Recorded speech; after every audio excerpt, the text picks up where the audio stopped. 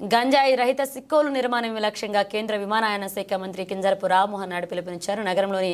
నగరంలో ఆదిత్య డిగ్రీ కళాశాల ఆధ్వర్యంలో డ్రగ్స్ నిర్మూలనపై 5K వాక్ కార్యక్రమాన్ని చేపట్టారు. ఈ సందర్భంగా కేంద్ర మంత్రి రామ్మోహన్ నాయుడు మాట్లాడుతూ నేటి సమాజంలో గంజాయి జడలు విప్పి యువత విద్యార్థులను మత్తులో ముంచేస్తుందన్నారు. మాదక ద్రవ్యాలకు అలవాటు పడిన యువత తమ జీవితాన్ని అంధకారంలో నెట్టుతున్నారని చెప్పారు. గంజాయి నియంత్రణకు రాష్ట్ర ప్రభుత్వం కఠిన చర్యలు చేపడుతుందని వివరించారు. అందులో భాగంగా సంకల్ప కార్యక్రమం ద్వారా యువతకు విద్యార్థులకు గంజాయి సైబర్ క్రైమ్ గురించి అవగాహన కల్పిస్తున్నామని వివరించారు. ఒకప్పుడు చోరీలు, దారి దోపిడీలు, మహిళలపై అఘాయిత్యాలు, తగాదాలు వంటి నేరాలు ఎక్కువగా ఉండేవని, ఇప్పుడు ప్రధాన నేరాలుగా డ్రగ్స్, సైబర్ క్రైమ్లు ఉన్నాయన్నారు. కొందరు డ్రగ్స్ బారిన పడి నేరాలకు పాల్పడడం, జీవితాలు నాశనం చేసుకుంటున్నారన్నారు.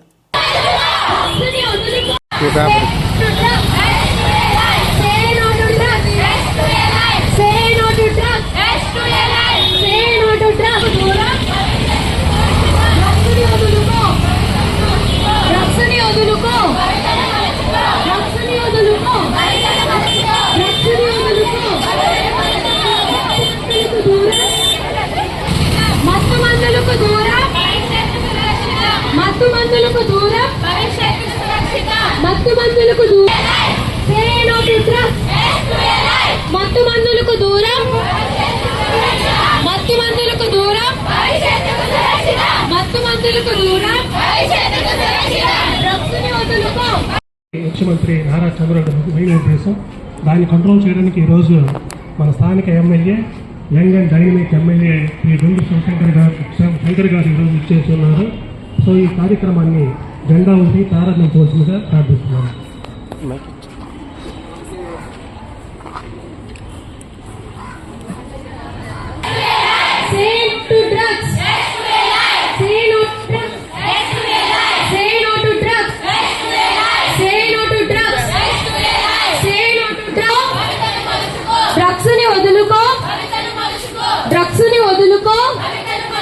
మత్తు మందులకు దూరం, డ్రగ్స్ ని వదులుకో, డ్రగ్స్ ని వదులుకో, డ్రగ్స్ ని వదులుకో, డ్రగ్స్ ని వదులుకో,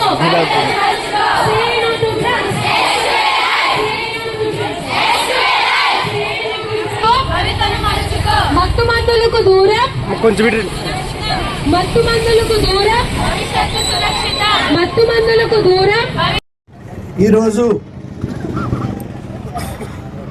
డ్రగ్స్ ఫ్రీ క్యాంపుకి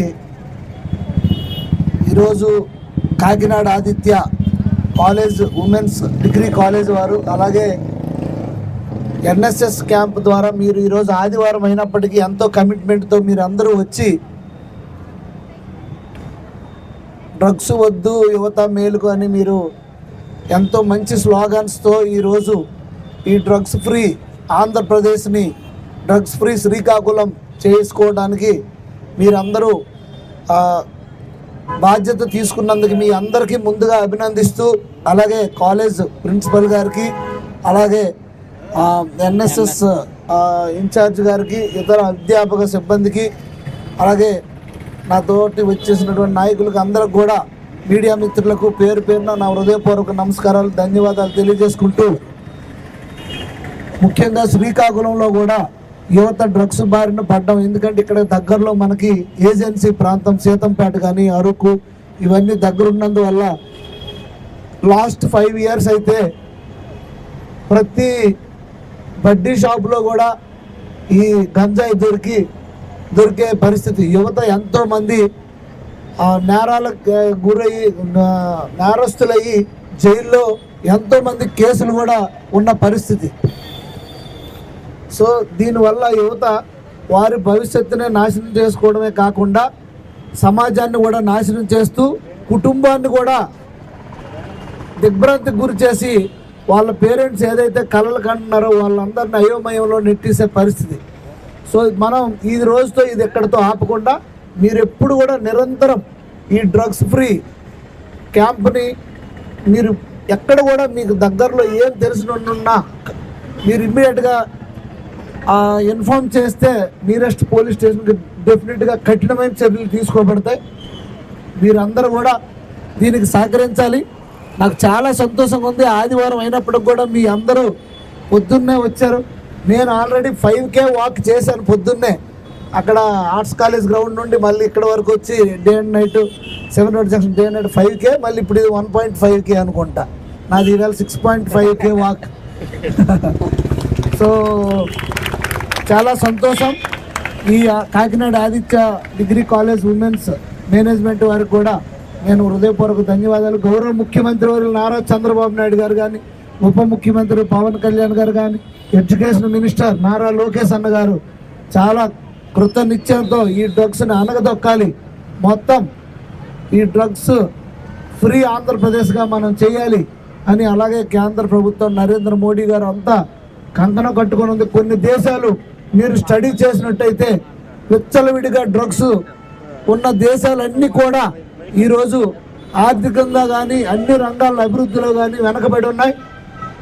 ఇంకోటి పంజాబ్, మీకు తెలుసు పంజాబ్ చాలా ముందున్న రాష్ట్రం. మనకి వ్యవసాయంలో లేటెస్ట్ ఎక్విప్మెంట్స్తో ఫారెన్ కూడా ఎక్స్పోర్ట్ చేసి మంచి ఉన్న ఒకప్పుడు పంజాబ్ నెంబర్ 1 స్థానంలో ఉన్న పంజాబ్ రాష్ట్రం ఈరోజు ఇలా పూర్తిగా లాస్ట్కి చేరిపోయిందంటే కారణం ఏంటంటే ఒక తరం అంటే 20 years పాటు ఒక తరం యువత పూర్తిగా మత్తు మందుకి అక్కడ బానిస అయిపోయారు. అక్కడ విచ్చలవిడిగా దొరికేది పంజాబ్లో.